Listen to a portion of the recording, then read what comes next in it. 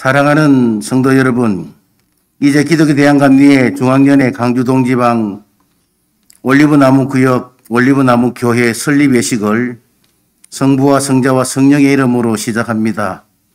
이곳에 세워진 주님의 몸된 교회를 통하여 하나님의 구원 역사를 잘 감당하고 하나님께 영광 돌리기 위한 다음과 같이 기도하시기를 바랍니다.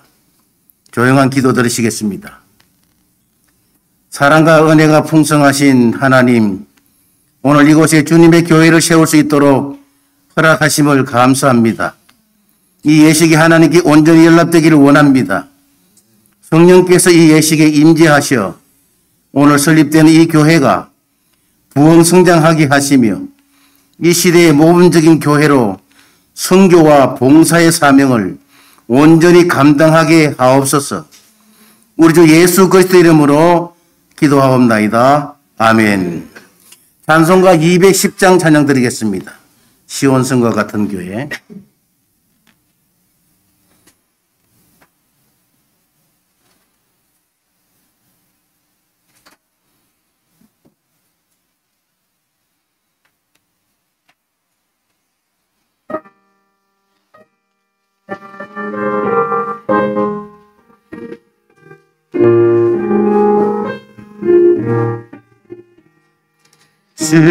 시온산과 같은 교회 그의 영광 한없다. 허락하신 말씀대로 주가 친히 세워다.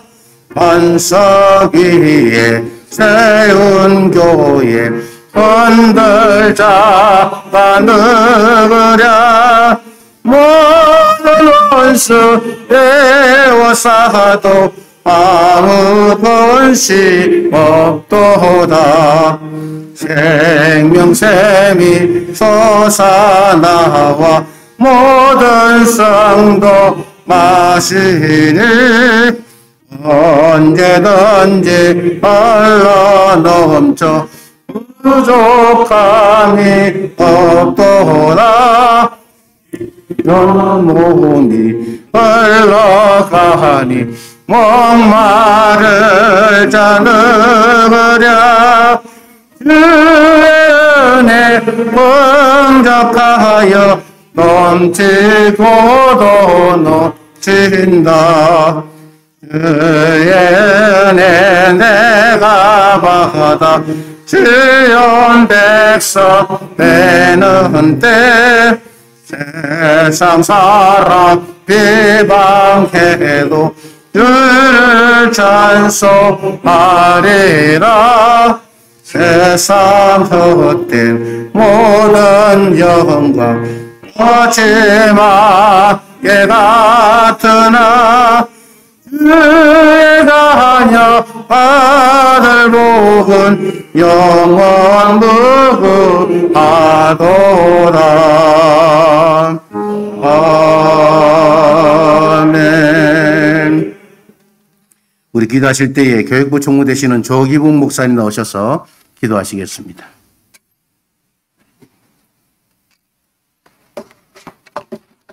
자, 우리 하나님께 기도하겠습니다. 하나님, 먼저 광주시 오포 새마을길 202 이곳에 올리브나무 교회를 설립해 주신 하나님께 감사드리며 영광을 올려드립니다.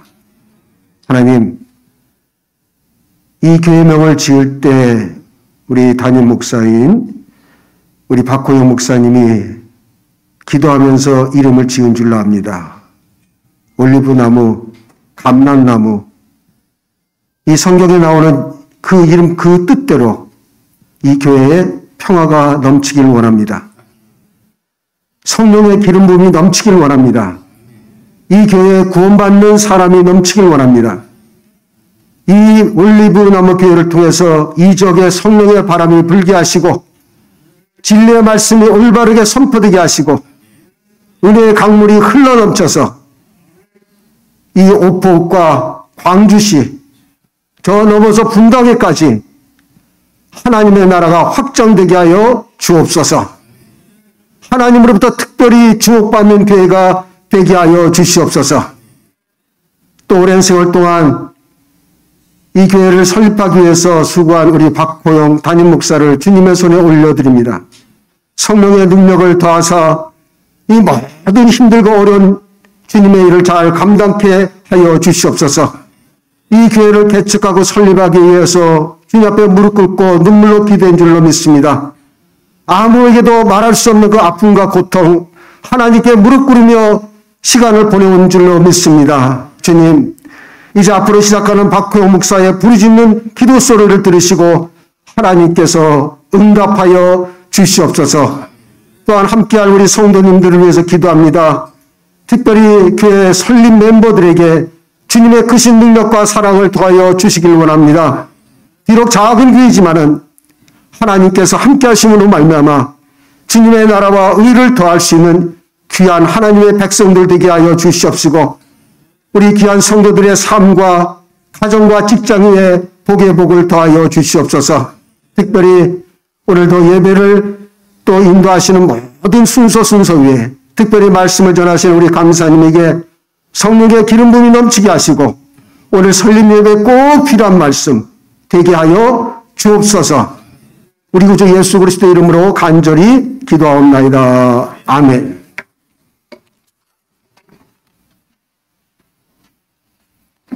우리 성경 봉독은 우리 광주 동지방 사회평신도 총무되시는 최호일 장로님 나오셔서 봉독해 드리겠습니다.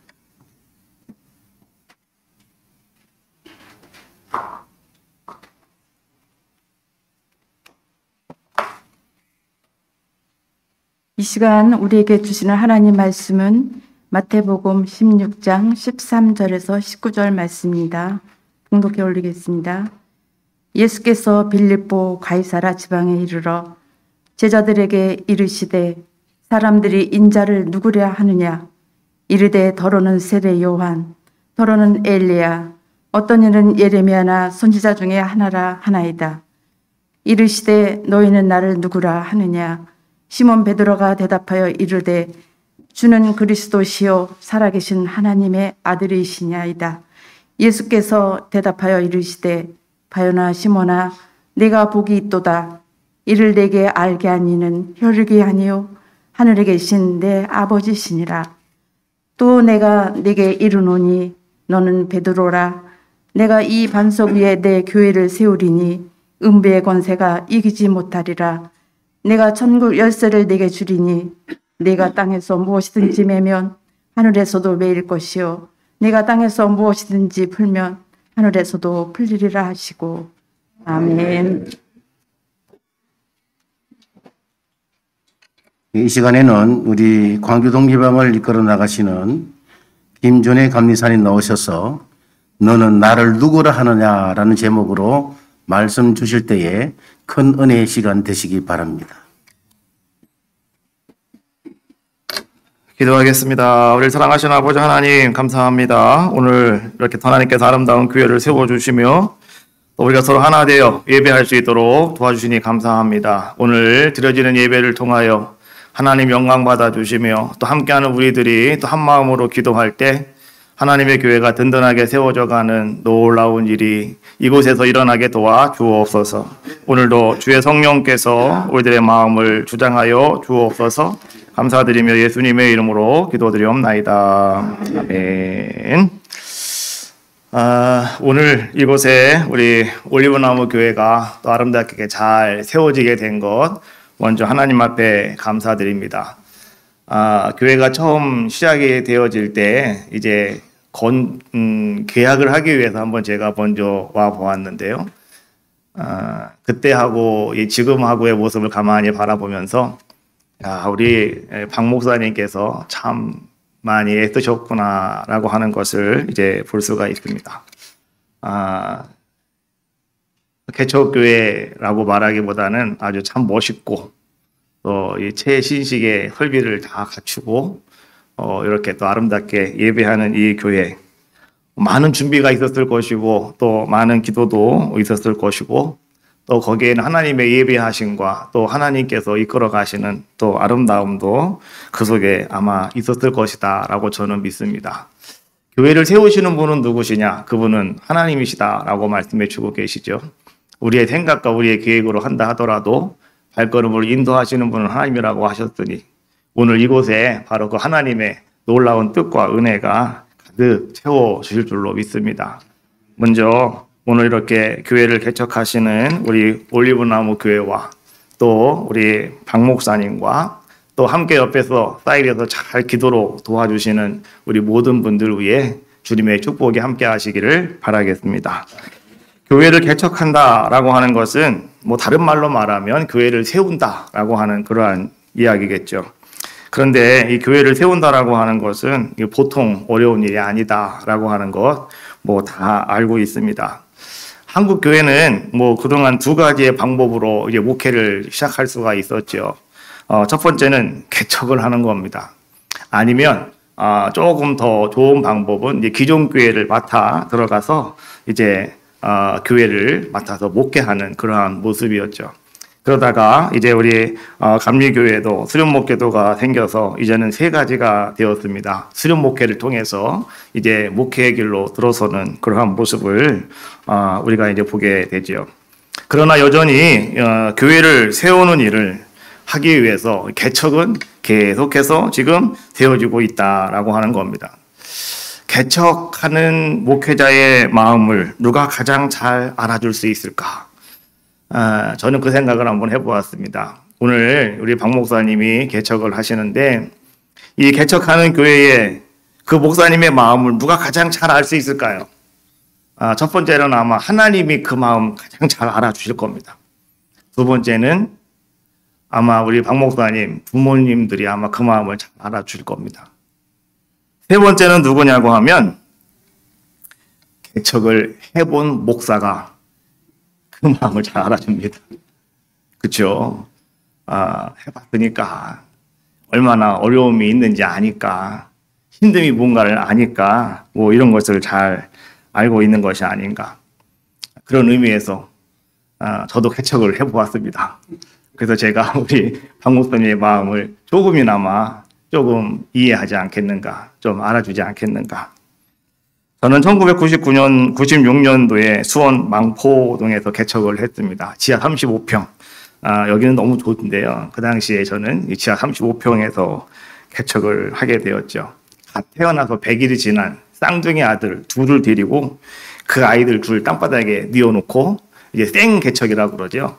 아무도 없는 곳에서 그렇게 개척을 했습니다. 그러나 그때는 나에게는 젊음이 있었습니다. 또 젊음이 있다 보니까 그때는 겁나는 것이 아무것도 없었습니다. 그냥 열심히 하면 돼라고 하는 열정 하나 가지고 이제 저는 개척을 시작하게 되었고 그리고 열심히 또 개척교회를 섬기는 그런 목회를 진행하게 되었습니다. 그러다가 하나님께서 이제 개척하시는 모습이 안타까워 보이셨는지 이제 저를 여주에 있는 아주 작은 교회, 시골 교회, 기존 교회죠. 이제 시골 교회로 인도해 주셔서 이제 그 이후로는 또 기존 교회를 맡아서 이제 목회하는 그런 목회도 이제 제가 하게 되었습니다. 기존 교회를 맡아서 들어갔다라고 한다면 사람들은 다 그렇게 이야기하더라고요. 잘 됐다고요. 그런데 여러분 교회도 교회 나름이다라고 하는 것 알고 계시죠? 정말 번듯한 교회를 들어갔으면 아무 문제가 없겠지만 그렇지 못한 교회를 들어가서 있으면 이거는 아니감만 못하더라라고 하는 거 뭐 그러한 모습이었죠.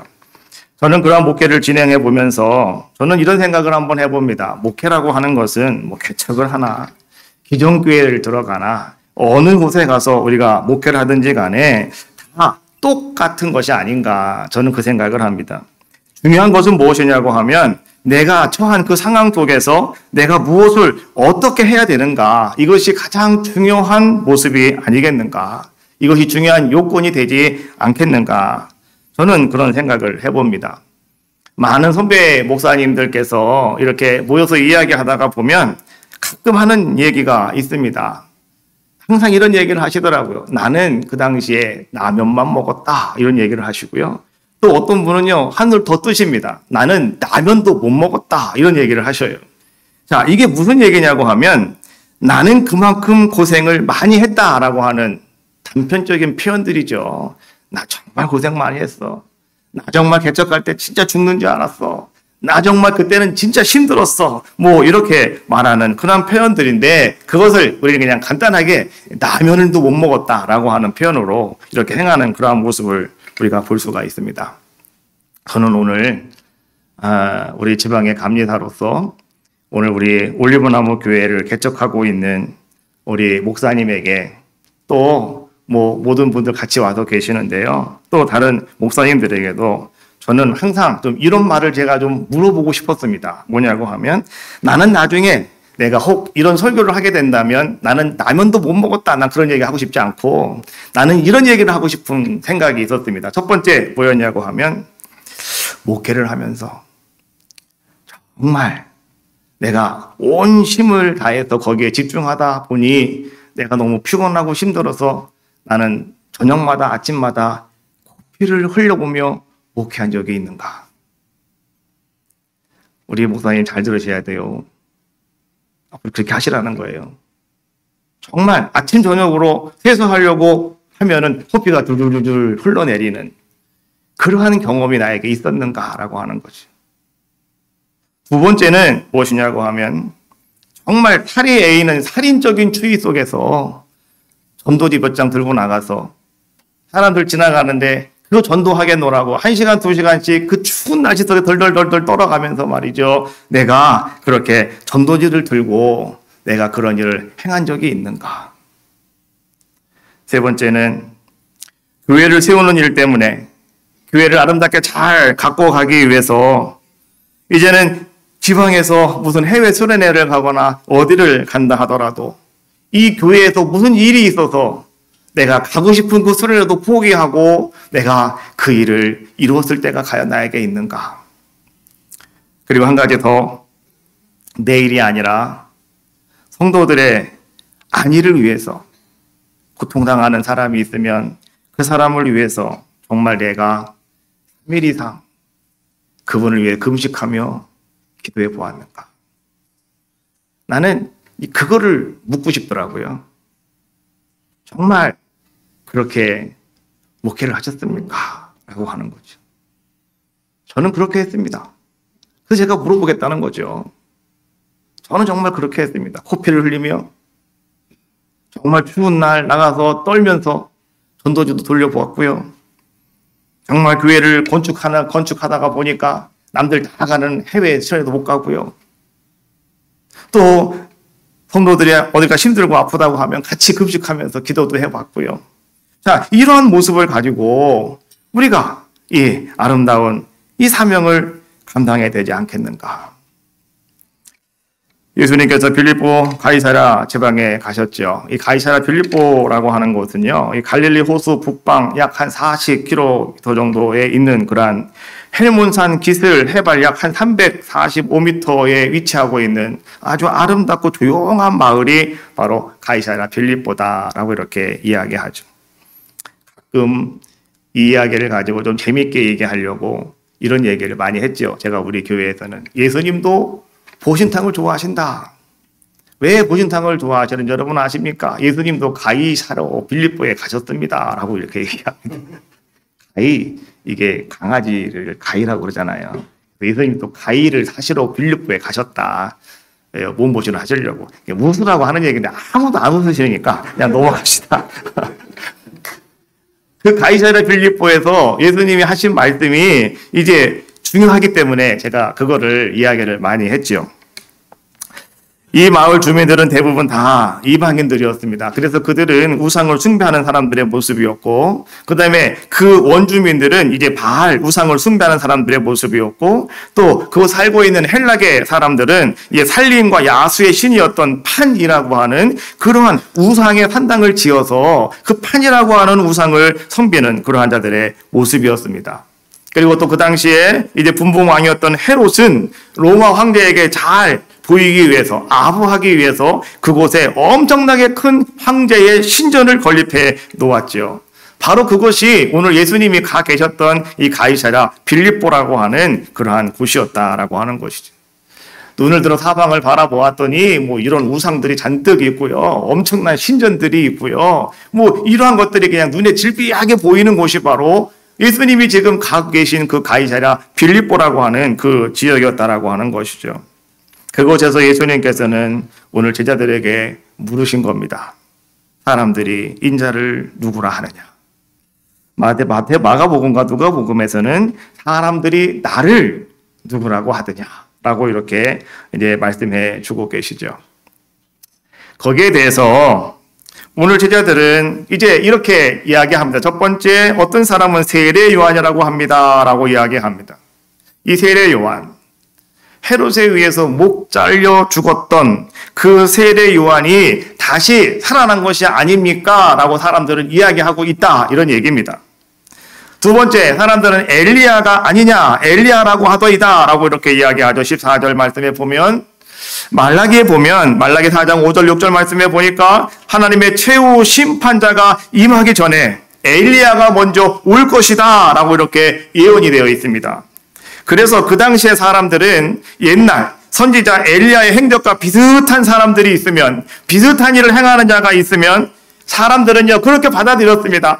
저 사람이 그 예언을 성취하는 두 번째 엘리야가 아닐까라고 사람들은 그렇게 이제는 받아들이는 습성이 있었다라고 하는 겁니다. 그래서 오늘 사람들은 오늘 그 예수님에 대해서 엘리야가 아니냐라고 이야기했다라고 하는 겁니다. 마지막 세 번째로 이제 눈물 많은 선지자 에레미야나 아니면 다른 선지자들 중에 한 사람이 아니겠습니까? 라고 이제 그들이 예수님께 답을 하죠. 그때 예수님께서는 다시 그 제자들을 바라보시면서 이렇게 말씀하셨죠. 그렇다면 너희는 나를 누구라 하느냐라고 주님은 물으셨습니다. 사람들이 나에 대해서 그렇게 이야기를 하고 있는데, 자, 그렇다면 너희들은 누굽니까? 지금 예수님과 함께 생사고락을 함께 하는 사람들입니다. 예수님과 함께 지금 가이사 빌립보 지방을 걸어가고 있는 사람들입니다. 예수님과 함께 마음을 맞추고 나는 예수님 따라가겠습니다. 제자가 되겠습니다. 하고 결단하고 그 주님과 함께 그 길을 걸어가고 있는 사람들을 이야기하고 있는 겁니다. 너희들은 나를 뭐라고 하느냐? 너희들은 나를 누구라고 생각을 하느냐라고 예수님께서 오늘 다시 그 제자들에게 물으셨다는 거죠.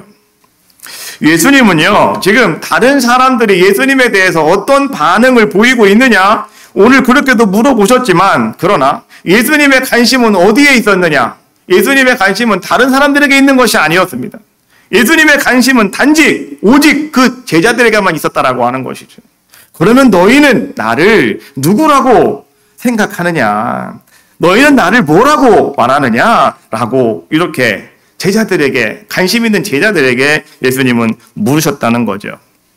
그때 우리가 잘 알고 있는 것처럼 시몬 베드로가 대답을 합니다. 주는 그리스도시요 살아계신 하나님의 아들이시니이다. 저는 이 말씀을 가만히 묵상하면서 오늘 베드로가 고백하는 이 말이 오늘 우리에게 던져주는 의미가 상당히 크다라고 저는 생각이 듭니다. 그냥 우리가 의식적으로 습관적으로 외워버리는 것이 아니라 정말 그 말을 여러분들이 깊이 한번 묵상을 해보면 그 베드로의 고백이 오늘 이 시대에 우리가 가져야 될 고백이 아닐까. 특별히 이 교회를 개척을 하면서 또 하나님 앞에 내가 사명자로서 내가 이제 목사의 길을 걸어가면서 내가 하나님 앞에 모든 것을 맡깁니다 라고 고백하고 있다면 오늘 이 베드로의 고백이 바로 나의 고백이 되어야 된다는 거죠. 우리들의 고백이 되셔야 된다라고 하는 겁니다. 지금 우리는 이제 코로나 시대를 걸어가고 있습니다. 경험하지 못한 시대를 사람들은 걸어간다라고 이렇게 이야기하죠. 이 시대를 지나가면서 우리에게 찾아온 하나의 문제는 무엇이냐고 하면 점점점 복음 전하기가 힘든 시대에 우린 접어들었다라고 하는 겁니다. 그리고 이제는 점점 우리가 이 말씀 가지고 살아간다고 하는 것이 다른 사람들이 바라볼 때는 우습게 보여지는 뭐 이런 모습 속에 지금 우리는 처해 있다라고 하는 겁니다. 오늘 주님은요, 우리 한 사람들에게도 오늘 주님은 관심이 있으십니다. 특별히 오늘 이 개척 예배를 드리는 이곳에 우리가 한 마음으로 모여서 같이 예배하는 여러분들에게 아마도 하나님은 더 많은 관심을 가지고 계시지 않겠습니까? 그 주님께서 오늘 여러분들에게도 묻고 계시는 겁니다. 너희는 나를 누구라 하느냐. 정말 우리는 어떻게 오늘 그 주님을 고백하고 계십니까? 오늘 우리는 어떤 모습을 정말 가지고 계시냐라고 하는 겁니다. 코로나 때문에 오늘날 많은 사람들의 민낯이 다 보였다고 이야기하지 않습니까? 이 코로나라고 하는 것 때문에 정말 이 사람이 믿음이 있는지 없는지, 신앙이 있는지 없는지, 이 교회가 정말 되는 교회인지 안 되는 교회인지, 뭐 이러한 것들이 다 보여지고 있다고 사람들은 그렇게 이야기하고 있지 않습니까? 오늘 베드로가 고백하고 있는, 시몬 베드로가 고백하고 있는 주는 그리스도시요 살아계신 하나님의 아들이십니다. 저는 여기서요, 이 두 가지에 한번 키포인트를 맞춰보려고 합니다. 첫 번째는 뭐냐고 하면, 주는 누구시다라고 하는 거예요. 그리스도시다, 구원자시다, 기름 부음 받은 자시다, 하나님의 아들이시다, 이런 뜻이고요. 그 다음에 그는 살아계신 하나님의 아들이십니다. 여기서 여러분들이 주목하실 것은 뭐냐고 하면, 살아계신, 여기에 여러분들은 포인트를 맞추셔야 되는 겁니다. 특별히 오늘 교회를 세우시며 결단하는, 그리고 영광을 돌리시는 우리 목사님과, 그리고 또 오늘 함께 예배 참석하시는 모든 분들, 여러분 정말 우리는 말이죠, 오늘 이 베드로의 고백에 여러분 주목하셔야 됩니다. 혹 우리는 너희는 나를 누구라고, 너희는 나를 누구라고 하느냐라고 할 때 우리는 이렇게 대답할 수도 있습니다. 예수님은 하나님의 아들이십니다. 틀린 말은 아니죠. 근데 거기에 빠진 것이 있습니다. 그것이 무엇이냐고 하면, 주님은 살아계신 하나님의 아들이시라는 거예요. 지금도 살아서 역사하시는 그분이 우리 하나님이시고, 그 하나님의 아들로 이 땅에 오신 분, 살아서 역사하시는 그 하나님이신 그분이 바로 내가 믿는 큐리오스, 나의 주님이십니다. 고백하는 우리들의 고백이 되어져야 한다라고 하는 겁니다. 하나님이 살아계심을 여러분 믿습니까? 우리 교회는 매일 예배 시간마다 그거 반복합니다. 제가 할렐루야 그러면 온 성도가 손을 높이 들고 아멘, 나는 하나님을 믿습니다 고백을 합니다. 그냥 의식적으로 계속 고백하게 만드는 겁니다. 왜요? 하나님 살아계시니까요. 하나님이 살아계심을 믿는 믿음이 있기 때문에 오늘 개척을 하고 또 우리가 이 교회를 이끌어 갈 수 있는 것이 아니겠습니까? 그런데 안타까운 것은 어느새인가 오늘 우리의 모든 삶의 영역 속에서 하나님이 살아계심과 주님이 살아계심이 여러분 나도 모르게 사라져 버리고 있지는 않는가라고 하는 겁니다. 살아계심을 믿는다면 무엇이 걱정이 되겠습니까? 살아계심을 믿는다면. 근데 그것이 나에게 사라졌다 보니까 우리는 근심 걱정이 많은 겁니다. 왜요? 내가 해야 되니까. 하나님이 살아계심을 믿는다면 하나님이 하시니까 근심 걱정이 없는 거 아니겠어요? 그러나 하나님이 안 계신 것 같으니까 내가 다 해야 되는 거죠. 그러니까 우리는 근심 걱정이 가득 찰 수밖에 없는 그러한 모습이더라라고 하는 것이죠. 목회라고 하는 것은 살아계신 주님과 함께, 여러분 신앙생활도 마찬가지죠. 신앙생활, 믿음생활은 살아계신 주님과 함께 여러분들이 함께 하는 것, 이것을 우리가 동행이란 말을 쓰는데요. 오늘 하나님과 함께 하는 것, 이것이 바로 오늘 우리가 믿음생활하는 것이고 신앙생활하는 것이고 오늘 우리가 목회하는 그러한 현장이 아니겠는가. 그러한 목회가 되어진다면, 그런 믿음생활이 되어지고 신앙생활이 되어진다면 여러분들의 하루하루는 정말 행복하고 정말 아름답고 정말 기대가 되는 그런 하루하루의 삶이 되지가 않겠는가라고 하는 거예요. 요즘은 개척이 되지 않는 시대에 왔다라고 이렇게 이야기합니다. 전에는 괜찮았지만 그러나 지금은 시대가 다르다라고 이렇게 이야기하죠. 96년도만 하더라도요, 제가 개척할 때만 하더라도 진짜 괜찮았습니다. 그때는 지하에서 해도 사람들이 왔습니다. 그래서 교회가 금방 부흥도 했고요. 또 사람들이 모이기도 했습니다. 저도 1년 개척하고서 25명 모았습니다. 개척을 해서 25명 같이 모여서 예배를 드렸습니다. 그러다가 제가 여주로 가기는 갔지만, 자, 그런데 오늘 아무리 힘들고 어려운 시대다 하더라도, 그러나 우리가 분명한 것 한 가지는 꼭 기억하자라고 하는 것이죠. 무엇이냐고 하면 시대가 요상하게 돌아가고 요즘 사람들은 개척한다고 그러면 좀 이상하게 쳐다보고 또 왜 교회가 또 뭐 세워지냐고 말을 하기도 하고 막 이런 일들이 우리 가운데 많이 있지만 그러나 분명한 사실은 무엇이냐고 하면 그 속에서도 하나님은 역사하고 계신다는 겁니다. 하나님은 살아계시다는 거예요. 오늘 개척하는 우리 교회에, 우리 올리브나무 교회에 제가 드리고 싶은 말씀은 다른 거 없습니다. 하나님은 살아계십니다. 그 하나님을 신뢰하셔야 됩니다. 그 하나님 믿으셔야 됩니다. 그리고 그 하나님과 함께 하셔야 이 교회가 든든하게 잘 세워질 수 있다라고 하는 겁니다. 이번 코로나 시대를 맞이하면서 하나님께서 분명하게 보여주신 것이 저에게 한 가지가 있습니다.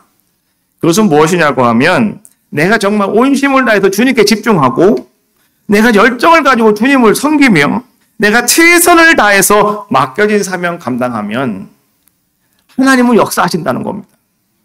하나님은 지금도 움직이고 계시다는 거예요. 하나님은 지금도 놀라운 일을 행하고 계시다라고 하는 겁니다. 가끔 우리가 이런 말을 하면 많은 분들이 너무 공허하다라고 이야기를 합니다. 말은 누구는 못하느냐 뭐 이런 이야기를 가끔 합니다. 그래서 사람들이 이런 얘기를 하면은 받아들이려고 하진 않습니다. 그냥 거부해버리고 말죠. 에휴 또 뭐 잘난 척 하는가 보다 이렇게 그냥 치부해버리고 말 때가 너무나 많이 있습니다. 그래서 구체적인 증거를 제시해야 됩니다. 그래서 좀 더 그렇구나 나도 한번 그렇게 해봐야 되겠구나 라고 하는 이제 호소력이 그렇게 그때에 주어지는 모습이 아닌가 저는 생각이 들어요.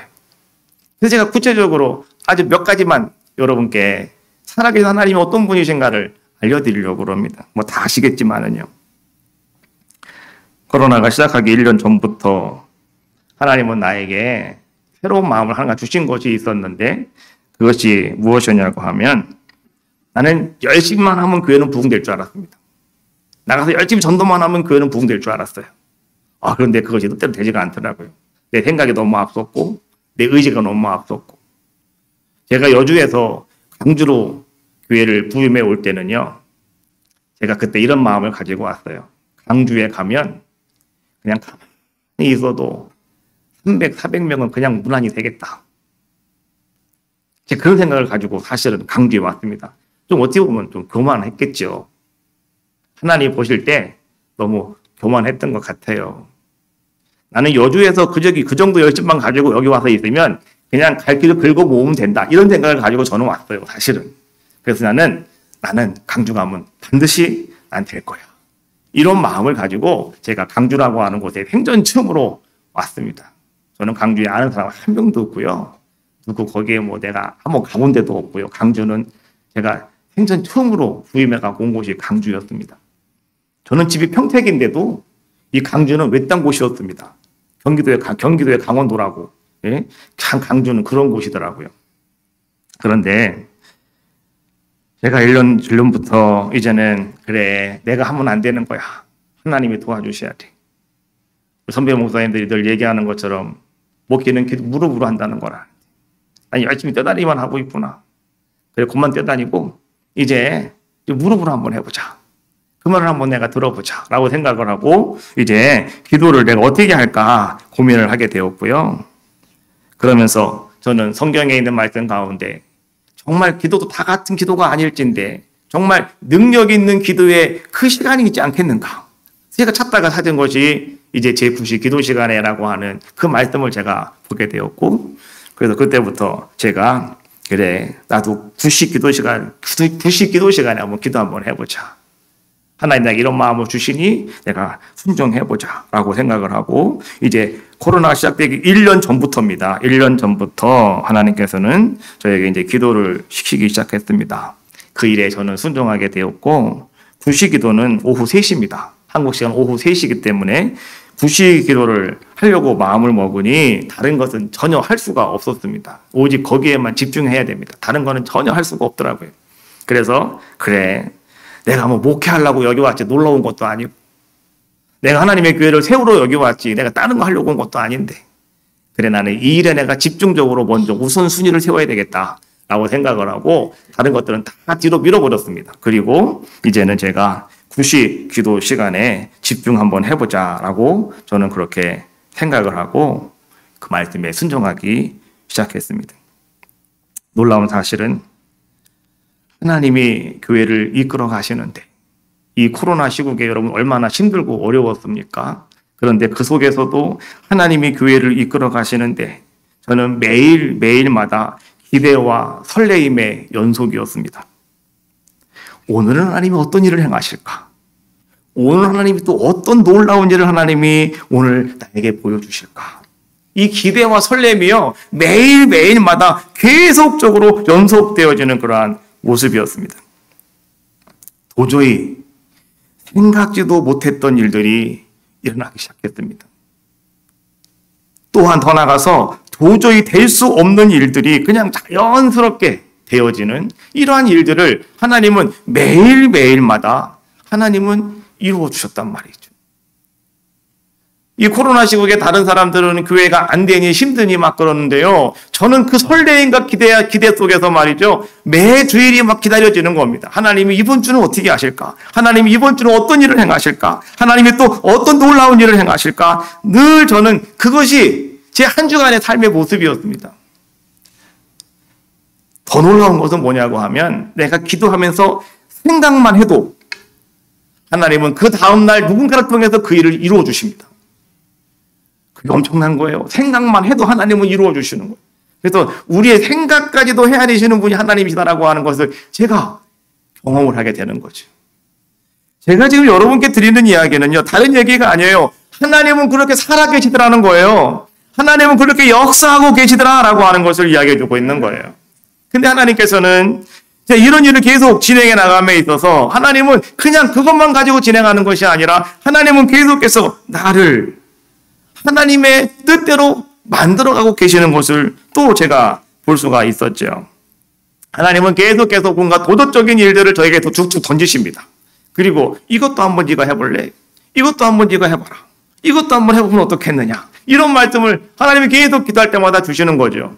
그러면 처음에는 조금 제가 우물쭈물했습니다. 아, 이거 했다가는 큰일 날 수도 있는데, 그러나 하나님 살아계시지, 하나님 역사하시지 라고 하는 마음을 가지고 그냥 하나님께, 예, 하나님 알겠습니다, 순종하겠습니다, 세상 사람들 말하는 것처럼 죽이 되든지 밥이 되든지 알아서 하십시오 라고 하고 그 말씀에 순종했을 때 하나님께서는요, 놀라운 아름다운 역사를 이루어 주셨다라고 하는 겁니다. 하나님께서는 너무나도 예배드리기 힘든 그런 상황 속에서 늘어나는 성도는 한 사람도 없습니다. 뭔가 변화되는 것은 아무것도 없습니다. 그러나 그 상황 속에서도 하나님은 이상한 하나님의 방법을 통해서 하나님은 교회를 채워주셨고 하나님은 교회를 세워가시는 것이 내 눈에 보여지니, 그것은 다른 말로 말하면 하나님이 살아계셔서 역사하는 것이 내 눈에 보여지니 내가 기도를 안 할래야 안 할 수 없었더라라고 하는 겁니다. 하나님은 지금도 그렇게 살아서 역사하십니다. 특별히 교회를 세우시는 분은 하나님이시고 그 하나님께서는 이 교회도 부흥되기를 원하고 계십니다. 내가 교회를 개척하기로 마음을 먹었다면 거기에만 집중해야 됩니다. 온 힘을, 온 마음을 거기에 집중하셔야 되는 겁니다. 공부도 해야 되겠고 어떤 모임도 가야 될 것이고 또 이런저런 것 다 해야 될 것입니다. 그런데 나는 이렇게 말씀드리고 싶어요. 초대교회 사도들의 말을 한번 기억해 보자라고 하는 거죠. 사도행전 6장 4절 말씀해 보니까 그들은 이렇게 말합니다. 우리는 오로지 기도하는 일과 말씀 사역에 힘쓰리라. 사도들이 하고 있는 고백입니다. 우리는 오로지 기도하는 일, 그리고 말씀 사역에 힘쓸 것이다 라고 하는 이 말을 우리는 기억하셔야 됩니다. 특별히 사랑하는 우리 목사님, 이 말 기억하셔야 됩니다.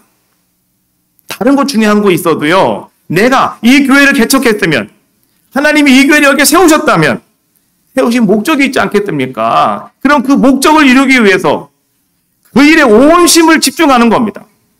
다른 건 다 뒤로 밀어놓는 거예요. 이것부터 하는 겁니다. 여기에 내 생명을 건다라고 말하면 되겠죠. 오로지 기도한다고 해서 뭐 하루 종일 기도만 해야 되겠을까? 제가 가만히 이렇게 보니까요, 하루 종일 기도만 하시는 분도 계셔요. 그런데 제 나름대로 정리한 거는 그렇습니다. 뭐냐고 하면, 열심히 최선을 다해서 전도도 열심히 하셔야 됩니다. 나가서 전도 열심히 하셔야 돼요. 그리고 하나님께 맡기고 오로지 기도에 힘쓰시는 겁니다.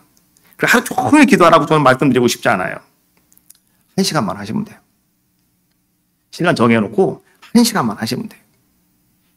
뭐 3시간 기도하니까 교회가 부흥되더라. 옛날에 제가 교회 성장클럽 가가지고 비싼 돈 내고 한번 세미나 가봤는데요. 그분이 하는 얘기는 그거예요. 하루 3시간씩 기도하십시오. 그러면 교회 엄청나게 부흥합니다. 그러더라고요.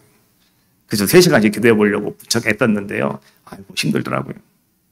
그런데 하루 1시간만 내가 정해놓고 기도하는 거예요.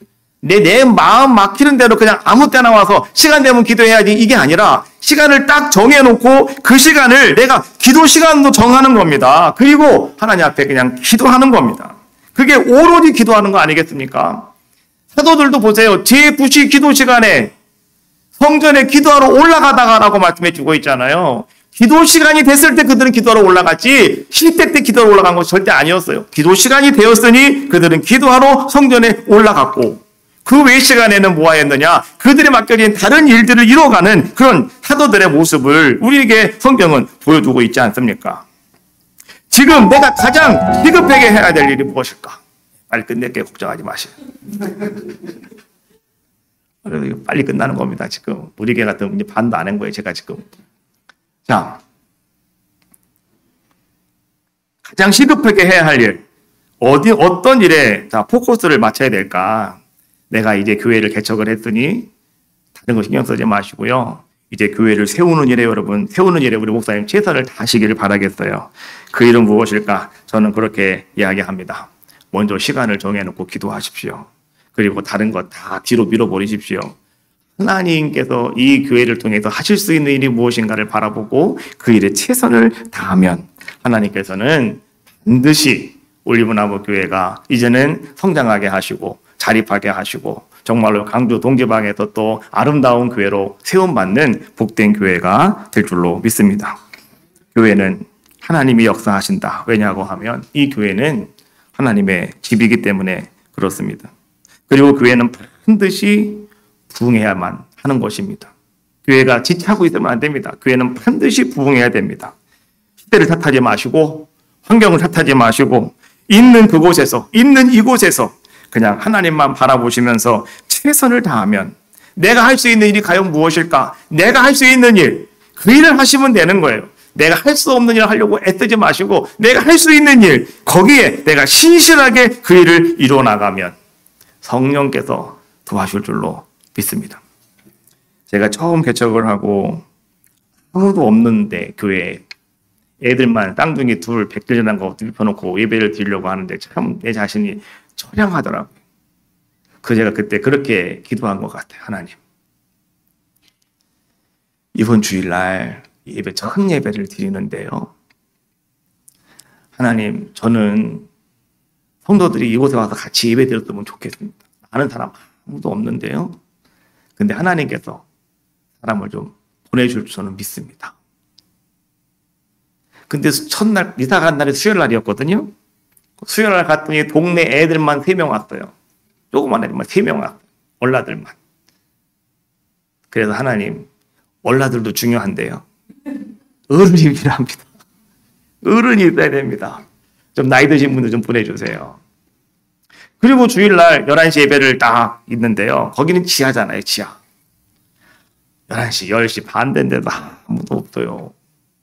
40분 되도 아무도 안 와요. 그런데요, 제가 이제는 하나님, 아무도 안 오는군요. 그래, 할 수 없다. 우리 애들하고 예배 드려야지 뭐. 하고서 이제 예배를 딱 드리려고 찬송가를 딱 이제 부르려고 딱 하는데 갑자기 계단에서 말이죠, 소리가 나는 거예요. 발자국 소리가 나는 거예요. 근데 내 마음속에 어떤 마음이 들었냐고 하면 이런 마음이 들더라고요. 하나님이 보내주시는구나. 그래서요, 첫 예배를 개척하고 수요일날 지나서 첫 예배를 드리는 날, 아이고 할렐루야네요. 부부가 왔어요. 부부가 젊은 부부 두 사람이 딱 와가지고 예배를 딱 드리더니만 그분이 예배 딱 끝나고 안 가요. 왜 안 가시냐고. 등록하겠다고 그러는. 그 아파트 사시는 분들인데 십자가가 세워질 때 자기들은 이 교회 등록하려고 작정했대요. 그래가지고 이분들이 와서 등록을 하시고 이제 일주일이 지났잖아요. 이제 다음 주에 또 한 번 경험을 했으니까 또 기도했죠. 하나님, 오늘도 하나님 발자국 소리가 내게 들려올 줄로 믿습니다. 근데 정말 그 다음 주에도요, 그 두 사람 먼저 와서 앉아있고, 근데 50분 되니까 또 발자국 소리가 또 나는 거예요. 근데 부부가 또 왔어요. 4명이 됐다니까, 4명이. 2주 만에 4명, 어른만 4명이 생겼고요. 계속해서 하나님은 그렇게 매 주일마다 사람들을 보내주고 하셔서요. 나중에 여주로 넘어갈 때는 24명이 모여서 예배를 드렸어요. 여주로 가려고 할 때 감리사님이 나를 부르시더라고요. 그 당시에 제가 수원 남지방 망포중앙교회를 개척을 했는데 그때 감리사님 나한테 그랬어요. 전도사님, 지금 이 지방에서 개척한 교회 가운데 가장 잘 나가는 교회가 전도사님 내 교회야. 근데 시골에 왜 가려고 그래? 가지마. 여기서 그냥 해. 막 이러시더라고요. 근데 제가 기도하면 또 하나님께서 뜻하신 바가 있어서 제가 이제 여주로 들어가서 목회를 하게 되었는데요. 저는 오늘 우리 올리브 교회도 하나님께서 그런 아름다운 역사를 이루어줄 줄로 저는 믿습니다. 주님은 오늘 이렇게 물으셔요. 너는 나를 누구라 하느냐? 오늘 개척 예배를 드리는 올려나무 교회가 부흥하는 아름다운 교회가 되기 위해서 주님은 살아계신 역사하시는 하나님의 아들이심을 나는 믿습니다. 내가 하려고 하지 마시고요. 하나님께 맡기세요. 그럼 재밌습니다. 하나님이 행하신 눈에 막 보입니다. 하루하루 막 설레고 막 기대가 됩니다. 하나님 오늘 어떻게 하실까? 하나님 오늘 어떤 사람을 보내주실까? 놀라운 일이 생겨나지 않겠습니까? 오로지 기도하는 일, 말씀 다 이렇게 힘쓰라! 라고 하는 말씀을 기억하시고 결단하시고 아름다운 교회 이루어가시기를 주님의 이름으로 축복합니다. 전능하신 사랑의 아버지 하나님, 오늘 개척하는 우리 올리브나무 교회를 축복하여 주시고 사랑하는 목사님을 축복하시고 특별히 올리브 교회에 함께하는 모든 성도들을 위해 주의 은혜가 은총이 임하게 하시고 오늘 함께 또 예배드리며 한 마음으로 함께 기도하는 우리 목사님들에게도 하나님의 큰 은혜가 임하게 도와 주옵소서. 감사드리며 예수님의 이름으로 기도드리옵나이다. 아멘.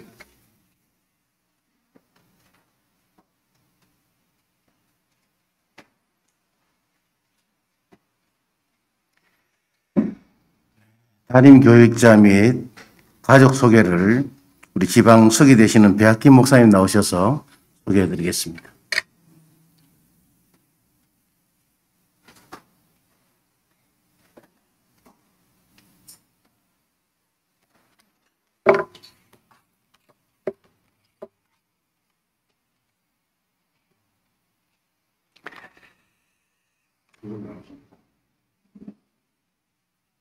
은혜 가운데 광주 동지방 38번째 교회가 세우게 하시고 또 하나님께서 일꾼을 보내주셨습니다. 올리브나무 교회 담임하시는 목사님을 소개해 드리겠습니다. 이름은 박호영입니다. 잘생겼습니다. 생년월일은 1972년 9월 14일생입니다. 1991년 루터 신학대학교에 입학하여 학사를 마치고 2002년 감신대 목회신학대학원에서 신학석사 과정을 마쳤습니다. 2020년 클레어몬트 신학대학원에서 박사학위를 취득하셨습니다. 분당지방 동대문 교회에서 부목사로 사역하시다가 하나님의 부르심으로 교회를 개척하게 되었습니다.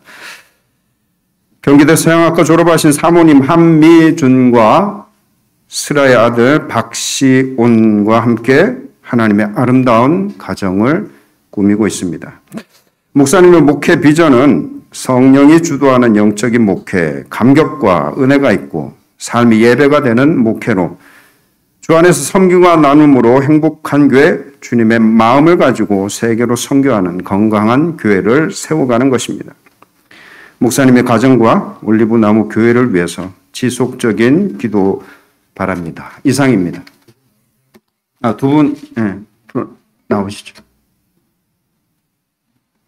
사모님도 같이 나오세요.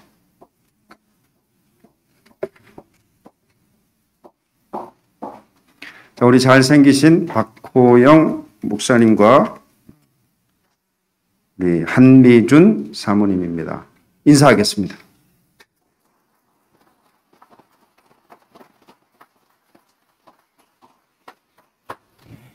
이 시간에는 개척 설립 보고를 영상으로, 다른 분이 보고하는 것이 아니라 영상으로 잠깐 보시겠습니다.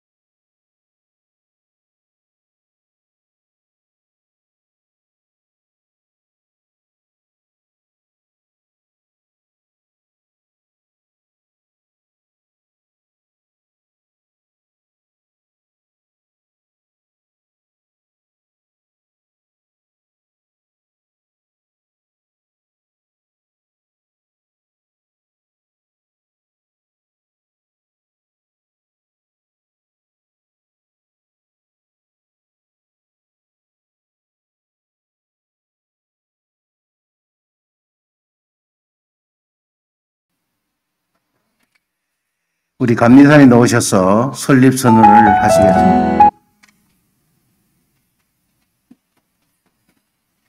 올림나무 교회 설립 선언을 하겠습니다. 우리 조금 불편하시더라도 잠깐 일어서셔서 제가 이제 하면은요, 선언합니다 하면 여러분 아멘 하시면서 박수 함께 하도록 하겠습니다. 이제 기독교 대한감리회 중앙연회 강주 동지방의 올리브나무 구역 올리브나무 교회가 하나님의 영광과 복음의 선포와 선교와 봉사를 위하여 기독교 대한감리회 교리와 장정에 따라 적법하게 설립되었음을 성부와 성자와 성령의 이름으로 선언합니다. 아멘. 하나님께 역사의 박수를 올려드리겠습니다.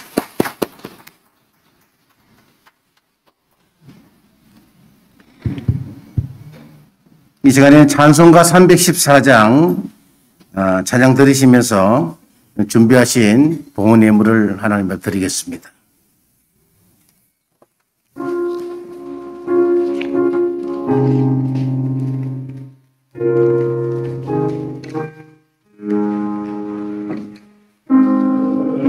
그저 예수를 더욱 사랑 엎드려 비는 말 들으소서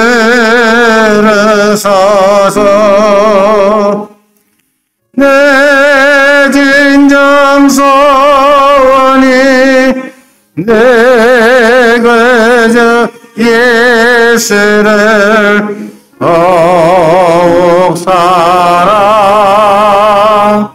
더욱 사랑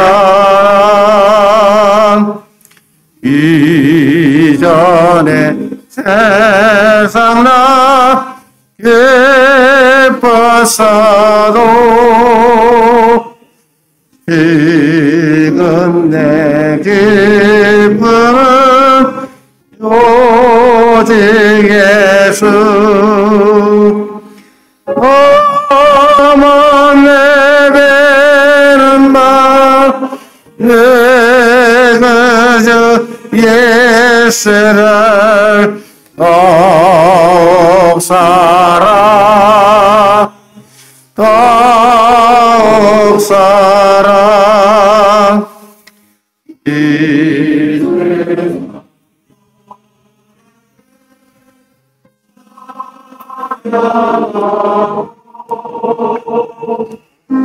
숨쉴 때 하는 말 얘가 실세 오만 내비는 말 내 그저 예수를 더욱 사랑 더욱 사랑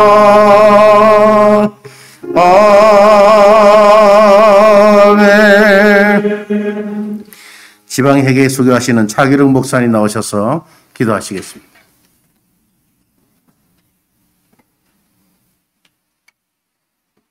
기도하시겠습니다. 사랑하는 주님 감사합니다. 코로나19 시기에도 열방을 향한 하나님의 계획, 이 땅을 사랑하시는 아버지의 손길이 인재와 사랑으로 올림모나무 교회를 통해서 경험하게 하시니 감사합니다. 올림모나무 교회 개척 설립 예배를 드리며 주님이 이루실 일에 영광을 올려드립니다. 주님께서 만나게 하시고 또 채우셔서 교회를 설립하게 해주셨고 이제 개척 설립 예배를 드리며 오늘을 기념하게 하심도 감사드립니다. 광주동지방 38번째 교회로 주님 안에서 군병되어 함께 나아가게 하심도 감사드립니다. 주님께 헌금을 올려드립니다. 영적인 오병이어의 기적이 날마다 일어나는 강단이 되기를 원합니다. 우리가 주님 앞에 즐거이 드리는 것을 통하여 하나님 공동체가 주님의 뜻대로 아름답게 서가며 주님이 누르고 흔들어 넘치도록 주시는 은혜가 주님께 즐거이 드리는 모든 성도님들에게 있게 하시고 오늘 예배와 헌금을 통해서도 주님의 놀라운 채우심이 있게 하여 주옵소서. 교회가 날마다 주님의 은혜 가운데 성숙하고 성장하게 해주시고 한 번도 경험해 보지 못했던 은혜를 더하여 주옵소서. 우리 주 예수 그리스도의 이름으로 기도합니다.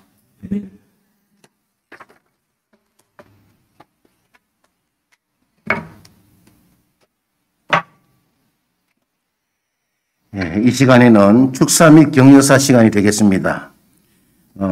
광주 하남지방 감리사이신 박청용 목사님 나오셔서 귀한 축사의 말씀을 드리겠습니다.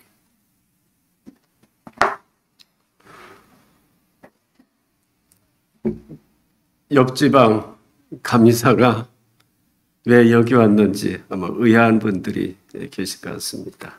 우리 박화영 목사님은 20년 전에 저희 교회 교육전도사님으로 우리 감리교 목회를 처음 시작해서 20년 동안 잊지 않고 불러줘서 우리 동지방에도 훌륭한 목사님들 많고 감리교회에 참 좋으신 목사님 많은데 그냥 순종하는 마음으로 왔습니다.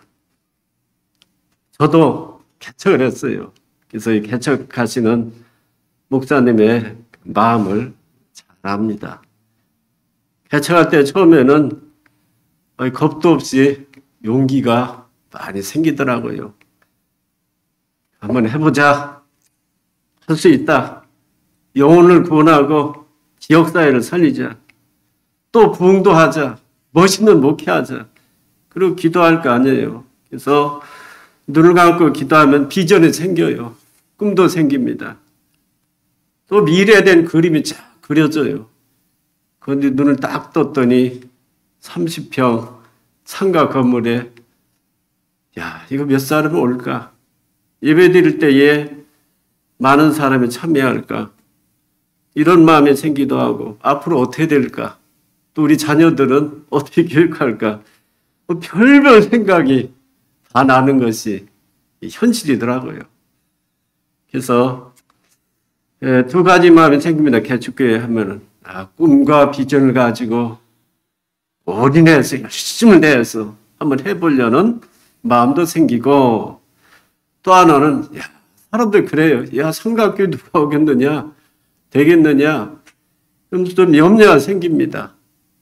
그런데 이제 지나놓고 보니까 그런 염려들은 아무것도 아니고 제가 이제 기도하다가 하나 깨달았어요.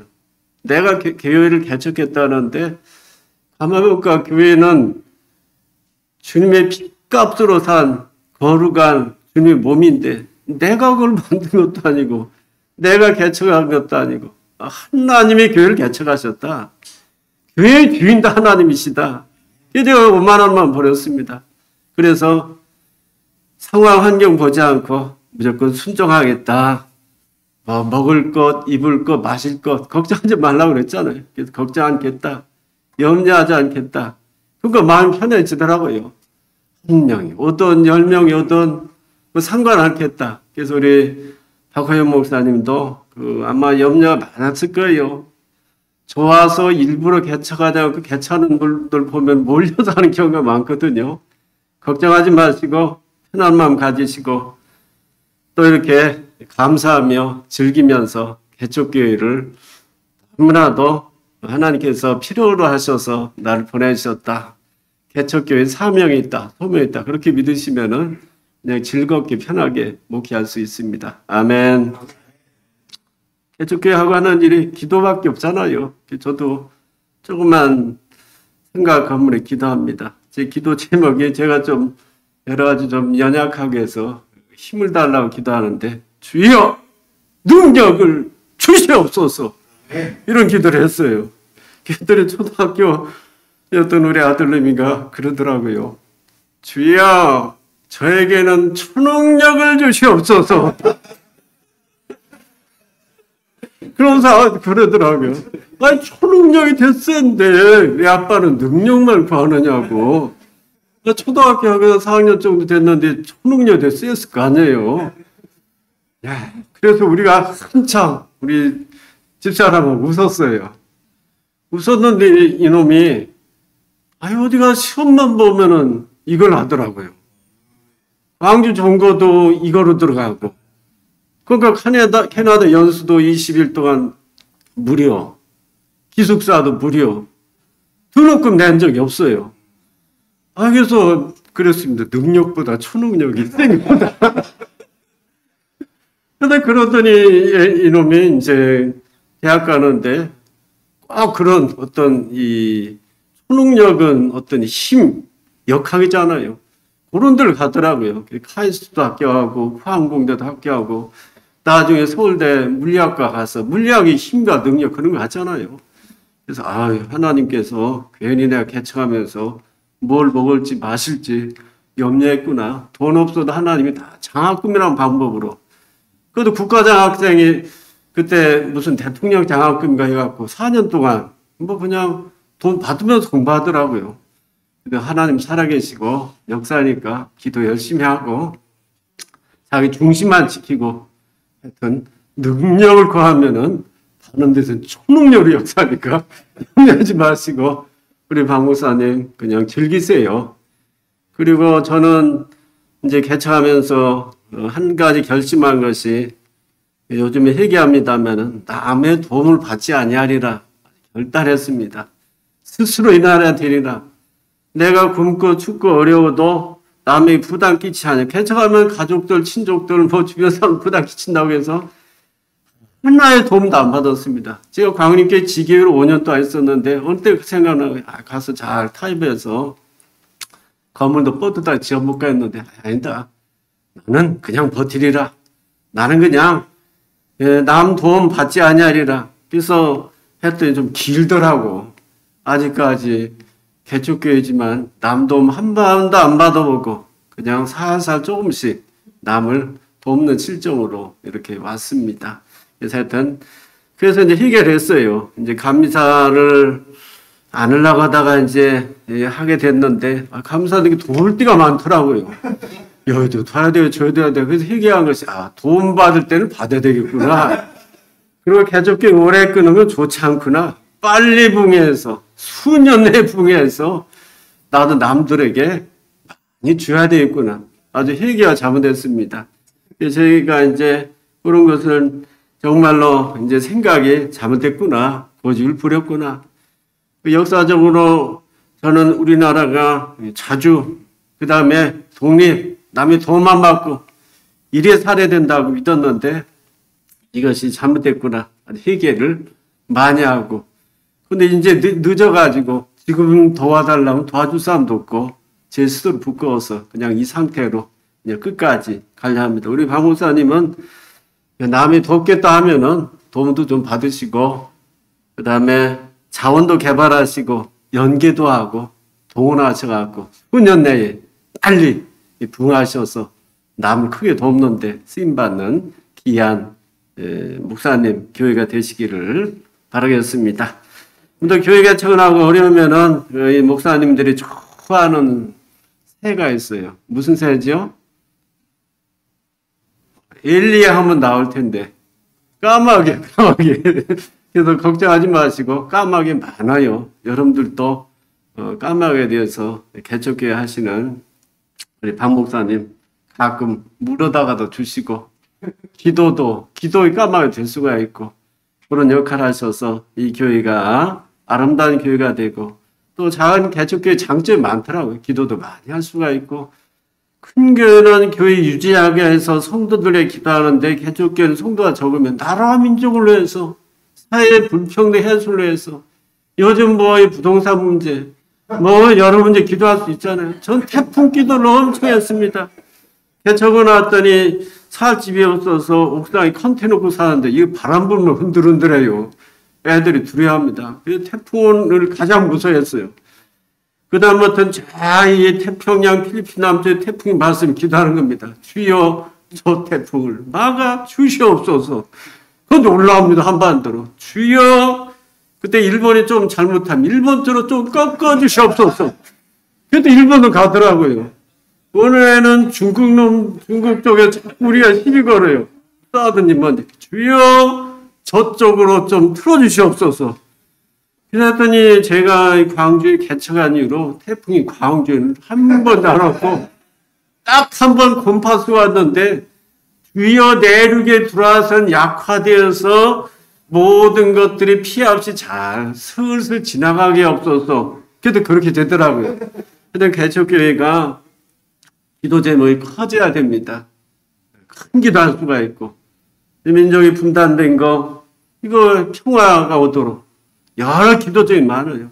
그런 기도를 하셔서 하여튼 박 목사님과 올리브나무 교회가 큰 성장하시고 하나님 나라인으로서 하나님께 영광 돌리는 복됨이 이루어지시길 바라고 길게 하면 혼날 것 같아요. 이상으로 마치겠습니다. 감사합니다. 이 시간에는 우리 올리브나무 교회 담임 목사님 박호영 목사님 나오셔서 인사 및 광고 말씀 드리겠습니다. 제가 우리 박 목사님을 감아 보니까 저보다 조금 잘생겼어요. 저보다 조금 젊어요. 아마 잘 할 것 같습니다. 우리 그냥 광고 시간 되겠습니다. 여기 나오세요. 여기로 오세요.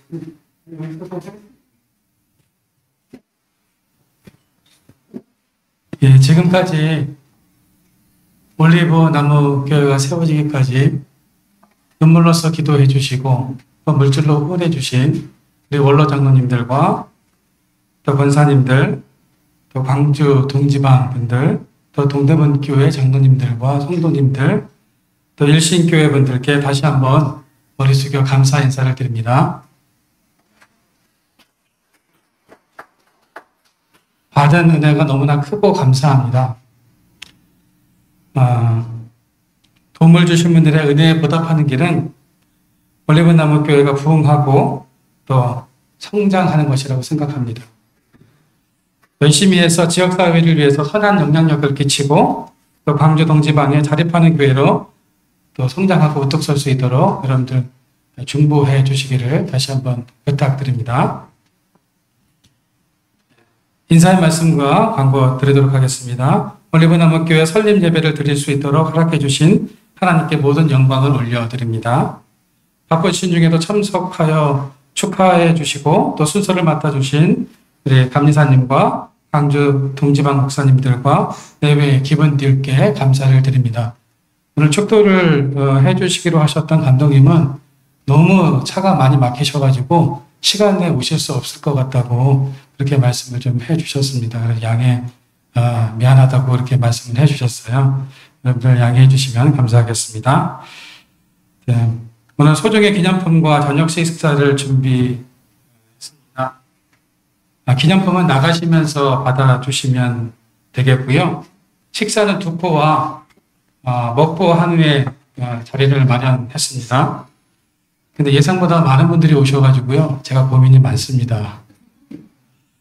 요즘 식당에서 10명 이상 단체로 예약을 할 수가 없게 되어 있습니다. 그래가지고 예약을 단체로 하려고 했더니 받아주지를 않더라고요. 그래서 두 곳에 했는데요. 10분씩 들어갈 수 있는 그런 장소인데 오늘 10분이 넘으시면 오늘 식사로 들어가실 때 주위를 둘러보시고 10분이 넘으시는 것 같다는 생각이 드시면 10분은 식사를 하시고 일행이 아닌 것처럼 이해해 주셔가지고 식사를 해주시면 저희가 잘 대접해 드리도록 하겠습니다. 이번은 시간이 좀 없으셔서 또 식사를 못 하시고 가시는 분들을 위해서 4층에 간단한 다과를 준비해 놨습니다. 네, 다과를 꼭 드시고 가시면 감사하겠습니다. 예, 모든 순서 마치고요. 예, 남는 건 사진밖에 없더라고요. 그래서 사진 촬영 하도록 하겠습니다. 예, 협조해 주시면 감사하겠습니다. 감사합니다. 네.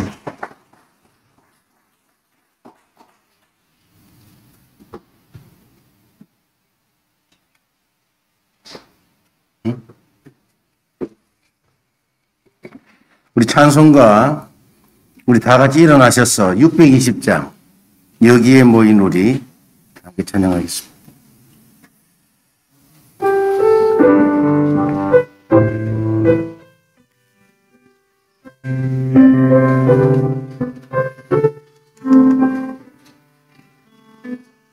여기에 이르리 주의 은총 받은 자여라 주께서 이 자리에 함께 계심을 아노라.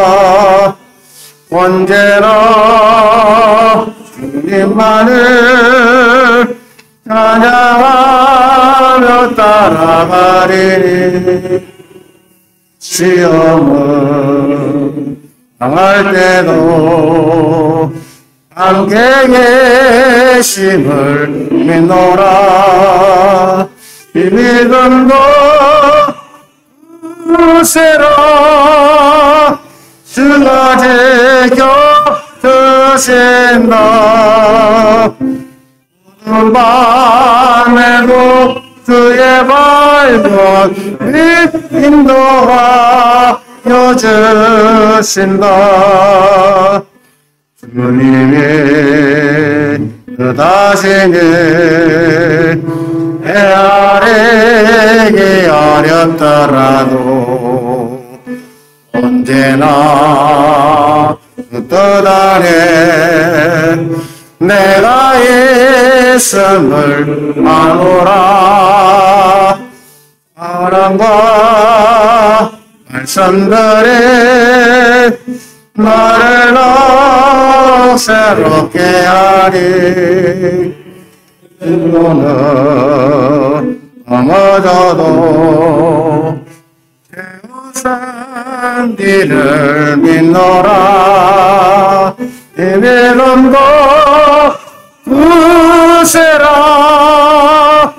주가 지켜 주신다.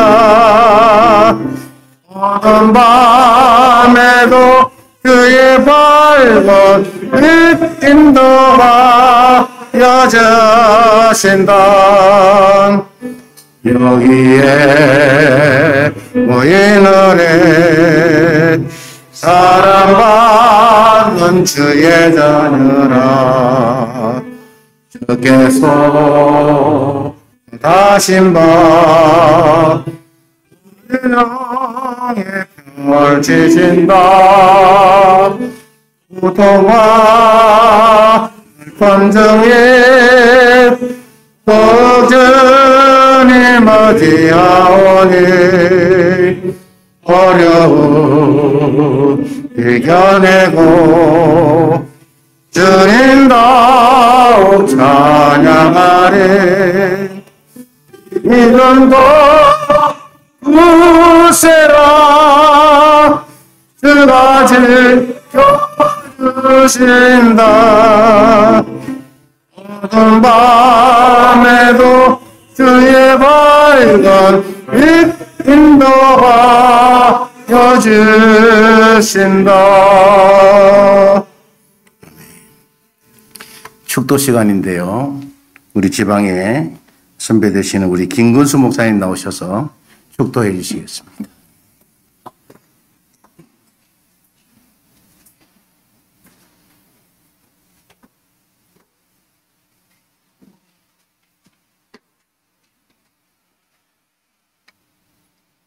이제는 교회의 머리가 되시는 예수 그리스도의 은혜와 언제나 살아계셔서 우리를 사랑하시고 복 주시는 아버지 하나님의 사랑하심과 언제나 하나님의 교회를 설립하고 세울 때 음부의 권세가 이기지 못하도록 우리 안에서 내주하시고 역사하시고 주의 종에게 기름을 부으시고 성도들의 기도를 받으셔서 성장케 하시는 성령님의 역사가 우리 모두에게 함께 하시기를 간절히 축원하옵나이다.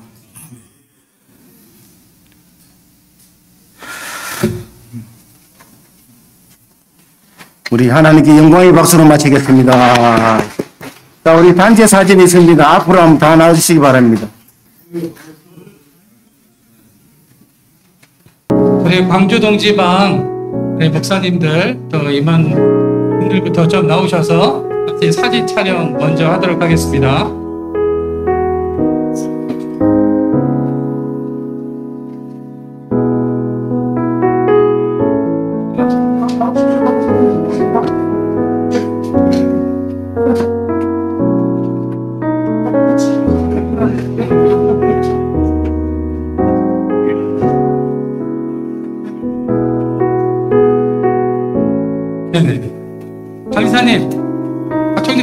같이 좀.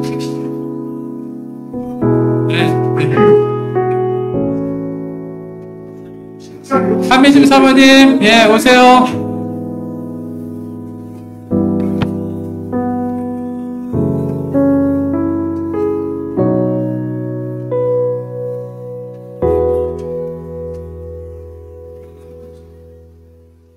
한미심 사모님, 사진, 예.